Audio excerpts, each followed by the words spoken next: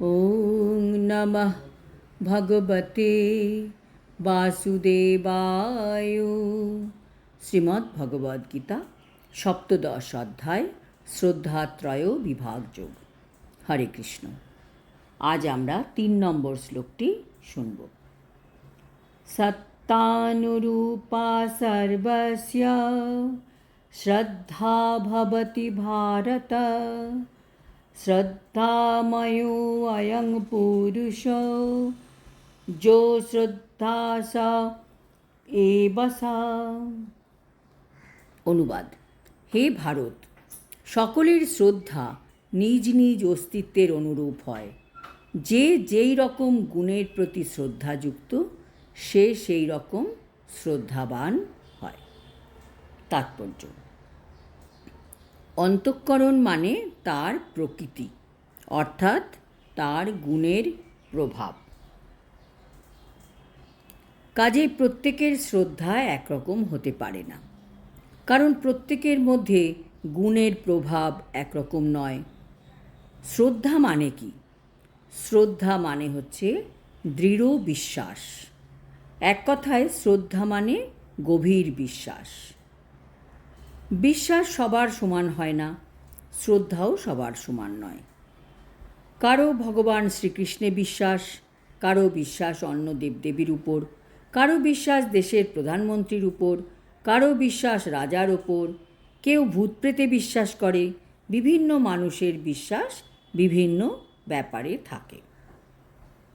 প্রতিটি মানুষেরই, সে যেই হোক না কেন, কোনো বিশেষ ধরনের শ্রদ্ধা তার থাকে, কিন্তু তার স্বভাব অনুসারে সেই শ্রদ্ধা সাত্ত্বিক, রাজসিক অথবা তামসিক বলে বিবেচিত হয়। এভাবে তার বিশেষ শ্রদ্ধা অনুসারে সে বিশেষ বিশেষ ধরনের মানুষের সঙ্গ করে। আমরা যেমন মানুষের সঙ্গ করি, আমাদের অন্তঃকরণটাও সেই ধরনের হয়। আমরা কেমন মানুষের সঙ্গ করব, সেটা নির্ভর করে আমাদের মধ্যে কোন গুণটির প্রভাব বেশি। যে নেশাখোর, সে নেশাখোর ব্যক্তির সঙ্গ পছন্দ করে। যে যেই গুণের, সে সমগুণের মানুষ ঠিক খুঁজে নেয়। এখন প্রকৃত ঘটনা এই যে, পঞ্চদশ অধ্যায়ের বর্ণনা অনুসারে প্রতিটি জীবই মূলত পরমেশ্বর ভগবানের অবিচ্ছেদ্য বিভিন্ন অংশবিশেষ। তাই প্রকৃতপক্ষে প্রতিটি জীবই জড় প্রকৃতির সমস্ত গুণের অতীত।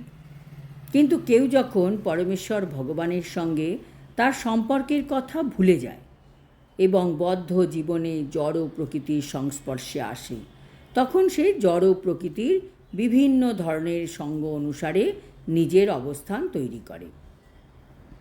তার ফলে তার তৈরি হওয়া কৃত্রিম বিশ্বাস ও উপাধি জড়জাগতিক।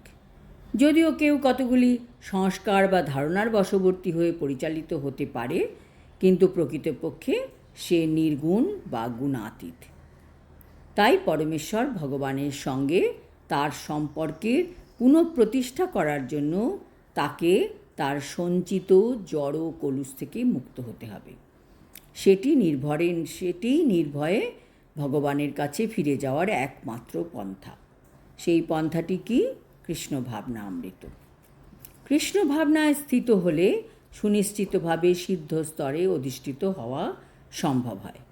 কিন্তু কেউ যদি আত্মজ্ঞান লাভের এই পন্থা অবলম্বন না করে, তাহলে সে অবশ্যই জড় প্রকৃতির গুণের দ্বারা প্রভাবিত হয়ে পরিচালিত হবে। এই শ্লোকে শ্রদ্ধা অর্থাৎ বিশ্বাস কথাটি খুব গুরুত্বপূর্ণ। শ্রদ্ধা অথবা বিশ্বাসের প্রথম উদয় হয় সত্ত্বগুণের মাধ্যমে। কারো শ্রদ্ধা দেবদেবীর প্রতি অথবা মন গড়া কোনো ভগবান কিংবা কোনো রকম অলীক কল্পনার প্রতি থাকতে পারে। এই যে দৃঢ় বিশ্বাস, তা জড় জগতের সত্ত্বগুণের কর্ম থেকে উদ্ভূত হয়। কিন্তু জড় জাগতিক জীবনে কোনো কর্মই পরিপূর্ণভাবে পরিশুদ্ধ হয় না। সেগুলি মিশ্র প্রকৃতির হয়। সেগুলি শুদ্ধ সত্ত্বগুণ সম্পন্ন হয় না। শুদ্ধ সত্ত্ব হচ্ছে অপ্রাকৃত। সেই শুদ্ধ সত্ত্বে পরমেশ্বর ভগবানের যথার্থ প্রকৃতি উপলব্ধি করতে পারা যায়। কারো শ্রদ্ধা যতক্ষণ পর্যন্ত না শুদ্ধ সত্ত্বে অধিষ্ঠিত হচ্ছে ততক্ষণ পর্যন্ত তা জড় প্রকৃতির যে কোনো গুণের দ্বারা কলুষিত হতে পারে। জড় প্রকৃতির কলুষিত গুণগুলি হৃদয়ে বিস্তার লাভ করে।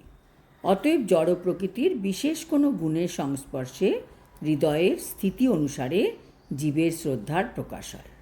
এটি বুঝতে হবে যে কারো হৃদয় যদি সত্ত্বগুণের দ্বারা প্রভাবিত থাকে তাহলে তার শ্রদ্ধা হবে সাত্ত্বিক, আর তার হৃদয় যদি রজগুণের দ্বারা প্রভাবিত থাকে তাহলে তার শ্রদ্ধা হবে রাজসিক, আর তার হৃদয় যদি তমগুণের দ্বারা প্রভাবিত থাকে বা মোহাচ্ছন্ন থাকে তাহলে তার শ্রদ্ধাও হবে সেই রকমই কলুষিত।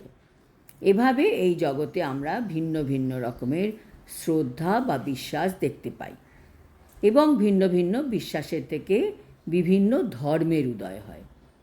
ধর্মবিশ্বাসের যথার্থ তত্ত্ব শুদ্ধ সত্ত্বে অধিষ্ঠিত, কিন্তু হৃদয় কলুষিত হয়ে পড়ার ফলে ভিন্ন ভিন্ন ধর্মবিশ্বাসের উদয় হয়। তাই ভিন্ন ভিন্ন বিশ্বাস অনুসারে ভিন্ন ভিন্ন উপাসনা পদ্ধতিরও উদ্ভব হয়। আজ এই পর্যন্ত।